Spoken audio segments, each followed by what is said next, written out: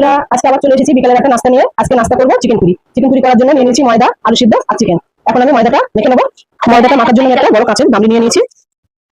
ময়দাটার মধ্যে দিয়ে দেবো একটু কালো জিরে, দিয়ে দেবো একটু লবণ, আর দিয়ে দেবো একটু সাদা তেল। দিয়ে আমি ময়দাটা মেখে নেবো। অল্প অল্প করে পানি দিয়ে ময়দাটা মেখে নেবো। ময়দাটা আমার মাখা হয়ে গেছে, একটু তেল মাখিয়ে দিয়েছি। এখন আমি 10 মিনিটের মতো ঢাকা দিয়ে রাখবো, দিয়ে এখন চিকেনটা রান্না করে নেবো। রান্নার জন্য কড়াটা বসিয়ে দিয়েছি, গ্যাসটা অন করে নেবো। কড়াটা গরম হয়ে গেছে, অল্প একটু তেল দেবো। খুব বেশি তেল দেওয়া যাবে না, অল্প একটু দিয়েছি। তেলটা গরম হয়ে গেছে, এখন পেঁয়াজ দিয়ে দেবো। পেঁয়াজটা লাল করে নেবো। পেঁয়াজটা লাল হয়ে গেছে, দিয়ে দেবো একটু লবণ, দিয়ে দেবো একটু আদা রসুন বাটা, দিয়ে নেড়ে একটু কাজ করে নেবো, যাতে আদা রসুনের কাঁচা গন্ধটা না থাকে। এখন আমি মাংসটা দিয়ে দেবো। এখন দিয়ে দেবো হলুদ, গুঁড়ো লঙ্কা, জিরে মরিচ ধনিয়া একসঙ্গে গুঁড়ো করা ছিল সেটা দিয়ে দেবো। দিয়ে দেবো গরম মশলা, মিট মশলা দেবো, দিয়ে দেবো একটু চিকেন মশলা, দিয়ে একটু নেড়ে দেবো। এখন দিয়ে দেবো যে আলুটা সিদ্ধ করে রেখেছিলাম সেটা। মাংসটা আমি এই সিদ্ধ আলুর সঙ্গে মিশিয়ে নেবো। কালারের জন্য দিয়ে দেবো কাশ্মীরি লঙ্কা। এখন দিয়ে দেবো কাঁচা লঙ্কা কুচিয়ে রেখেছিলাম, সেটা আমি দিয়ে দিয়েছি। আমি কিন্তু চিকেনে কোনো পানি ব্যবহার করিনি, খুবটা একদম মেরে মেরে শুকনো করে নিয়ে আসতে হবে। তেলটাও কিন্তু খুব বেশি দেওয়া যাবে না। সবশেষে দিয়ে দেবো একটু ধনিয়া পাতা কুচি, আবার একটু মিশিয়ে নেবো। ফুটটা আমার একদম রেডি হয়ে গেছে, এখন আমি নামিয়ে নেবো। চিকেনের ফুটটা আমি এইভাবে গোল গোল শেপ দিয়ে রেডি করে নিয়েছি। যে ময়দাটা মেখে রেখেছিলাম এই ডোটা নিয়ে আমি দুটো ভাগে ভাগ করে নিচ্ছি। একটা আমি এইভাবে হাত দিয়ে গোল করে নিয়ে একটু ময়দা দিয়ে নেবো, এভাবে আমি বেলে নেবো।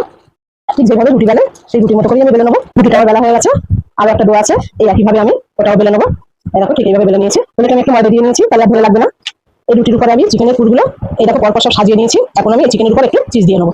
এই চিকেনের উপরে আমি চিজ দিয়ে দেবো। এই দেখো কত সুন্দর ডিজাইন করে কেটে নিয়েছি, দেখো দেখতে কত সুন্দর লাগছে। এই একইভাবে সবগুলো আমি চিজ দিয়ে নেবো। চিকেনের উপরে আমি চিজগুলো দিয়ে সাজিয়ে নিয়েছি, দেখো কি সুন্দর দেখতে লাগছে। চিজগুলো আমি ডিজাইন করে কেটে নিয়েছি, প্যাকেটটা দেখো, দেখলেই তোমরা বুঝতে পারবে কত সুন্দর দেখতে লাগছে। দেখো আর একটা রুটি যেটা বেলে রেখেছিলাম আমি এর উপর দিয়ে ঠিক এইভাবে দিয়ে দেবো।